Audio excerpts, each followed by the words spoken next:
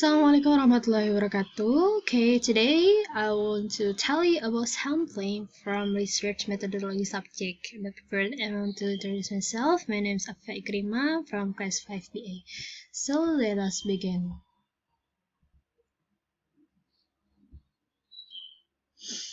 Introduction from sampling. So sampling is the process of drawing a number of individual cases from a larger population. And sampling is a way to learn about a larger population by obtaining information from a subset of a larger population. For example, presidential polls are based upon samples of the population that might vote in election. Why sample? Because to learn something about a large group without having to study every member of that group, yeah. And then time and cost from sample is studying every single instance of a thing is impractical or too expensive. And improve data quality, so obtaining in-depth information about each subject rather than superficial data alone. We want to minimize the number of things we examine or maximize the quality of our examination of this thing we do examine. And when is sampling unnecessary? First, the number of things we want to sample is small. And second, data is easily accessible. The third, data quality is unaffected by the number of things we look at. For example, you are interested in the relationship between team batting average and winning percentage of Major League Baseball teams. There are only 30 Major League teams, and data on team batting average and winning percentage are already available. Elements, a kind of thing the researcher wants to look at. Population from the sample, the group of elements from which a researcher samples and to which he or he might like to generalize. And sample is number of individual cases drawn from a larger population. Sampling frames probability versus non-probability samples, or from samples target population, population of theoretical interest. And sampling frame or study population, the group of element is the group of elements from which a sample is actually selected. And a non-probability example is a sample that has been drawn in a way that doesn't give every member of the population a known chance of being selected. Probability is a sample drawn in a way to give every member of the population a known or non-zero chance of inclusion, and probability samples are usually more. Basic samples, a sample that is representative from the population which is drawn, and probability samples are less likely to be biased samples. Sampling frames probability versus non-probability samples. Generalizability from this sampling frames probability versus non-probability. The ability to apply this result of a study to groups or situations beyond those actually studied. For probability samples tends to be more generalizable because it increases the chance the samples are representative of the population from which they are drawn.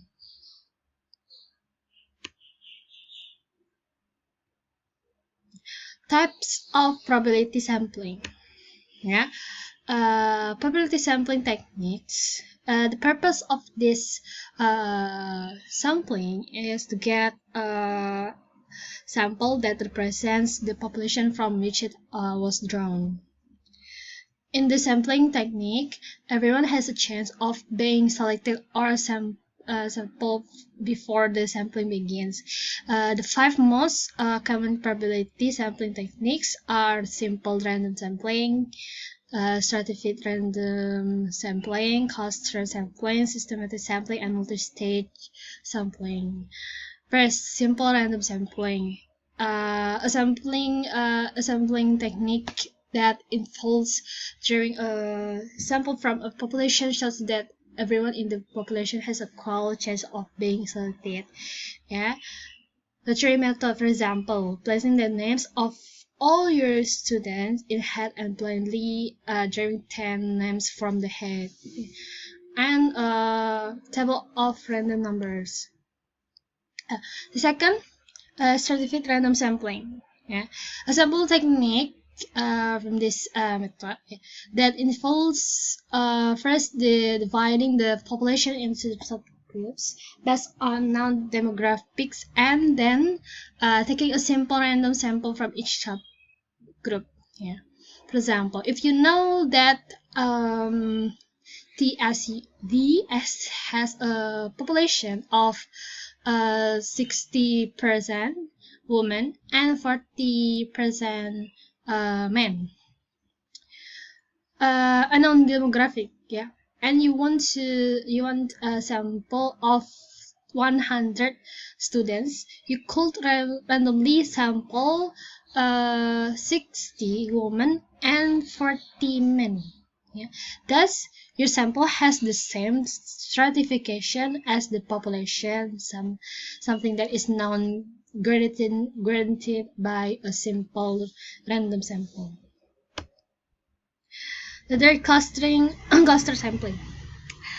From clustering sampling, yeah, sampling technique that involves dividing the population into groups called cluster, randomly selecting a certain number of cluster, and then sampling every person or thing within each cluster.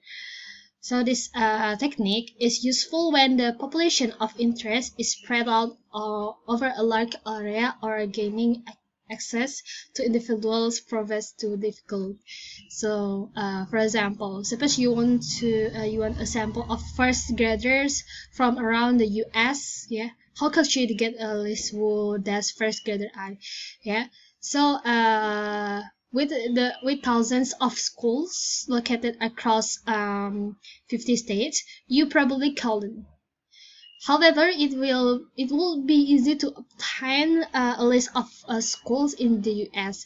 Once you have this list of schools or clusters, you randomly sample the desired number of schools before collecting data on all the first graders in each of the chosen schools. Fourth, systematic sampling. Yeah, from systematic sampling that involves choosing every person in a list of that you encounter after randomly choosing a starting point with it certain parameters. Yeah, for example, suppose you wanted a sample of 50 students arriving at the civic center for the graduation.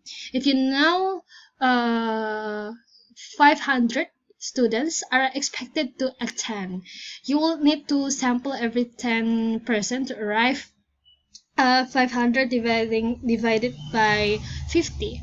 Yeah. However, to make your sample random in nature, you would have to choose a random starting point between 1 and 10. Fifth, multi-stage sampling. From these kinds of sampling, that involves combining two or more of the above techniques in order to avoid the limitations associated with any particular sampling technique. For example, suppose you want sample of first graders from around the US. Yeah. So, with the thousands of schools located across 50 states, you probably call it. Yeah. Types of probability sampling. Yeah.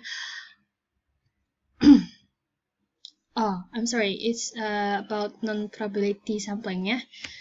Yeah, non-probability sampling. Non-probability sampling is an equal chance of being included the sample or non-random. Non-random or non-probability sampling refers to the sampling process in which the samples are selected for a specific purpose with a predetermined basis of selection.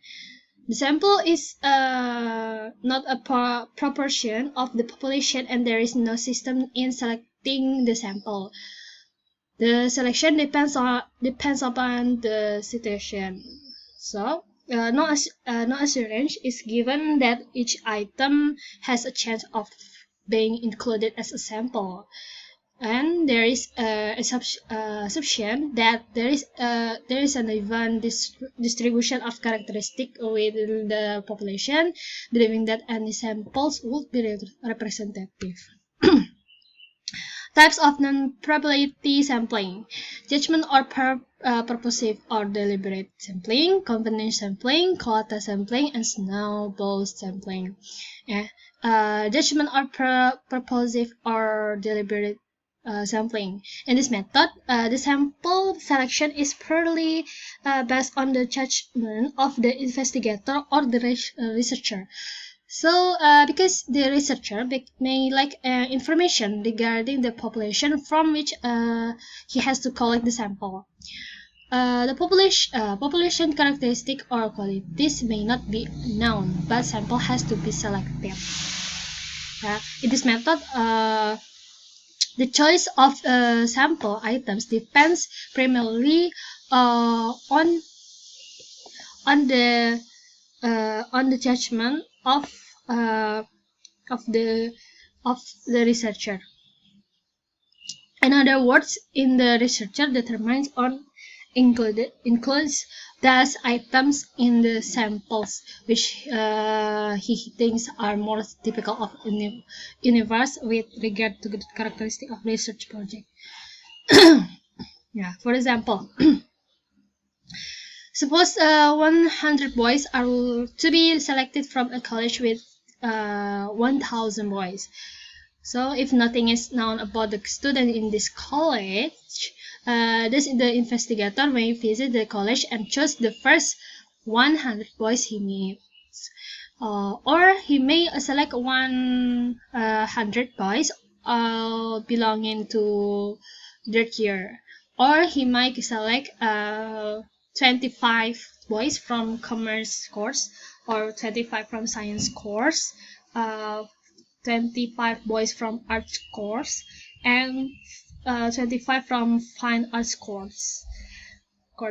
Yeah. Hence, when only the sample size is known, the investigator uses his discretion and select the sample. Number 2, confidence sampling. Yeah. Confidence sampling is commonly known as unsystematic, accidental, or opportunistic sampling. So according to this procedure, a sample is selected according to the convenience of the investigator. In this method, the choice of sample items depends primarily on judgment of the researcher. In other words, the researcher determines and includes the items in the sample which he thinks are most typical of the universe with regard to the characteristic of research project. A type of non-probability sampling which involves the sample being drawn from that part of the population which is close to the hand, that is ready, available, and convenience. Yeah, for example, suppose 100 car owners are to be selected. Then we may collect from the RTO's office the list of car owners and then make a selection of 100 from that to form the sample.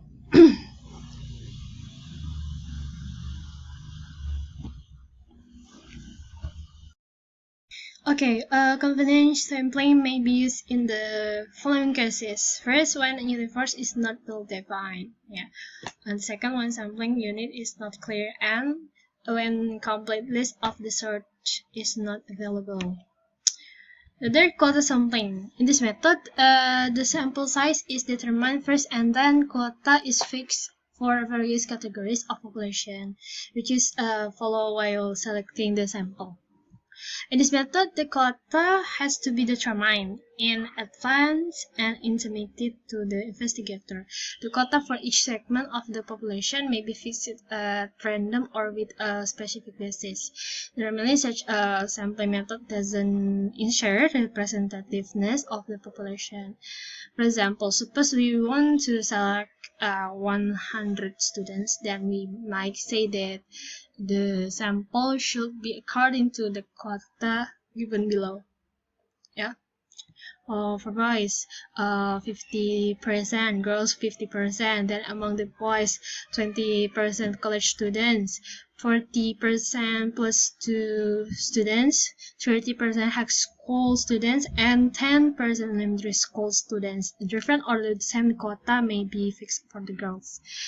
Yeah.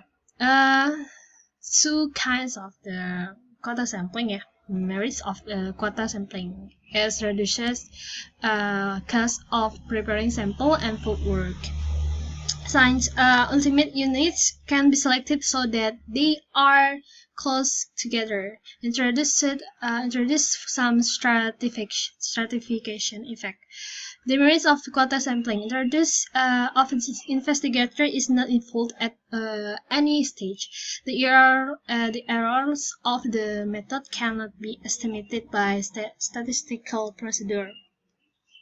Since random sampling is not involved at any stage, the error of the method cannot be estimated by statistical procedures. Quota sampling is most commonly used in marketing survey and election polls. Fourth, snowball sampling. Yeah, it refers to identifying someone who meets the criteria for inclusion in study. Selection of additional respondents is based on referrals from the initial respondents. Yeah, this is the example of snowball methods. Yeah, site coordinators conduct 5 potential interviews and identified by organizations of persons with disabilities. Okay, I think that's all about sampling from research methodology. Thank you very much for your attention, and wassalamualaikum warahmatullahi wabarakatuh.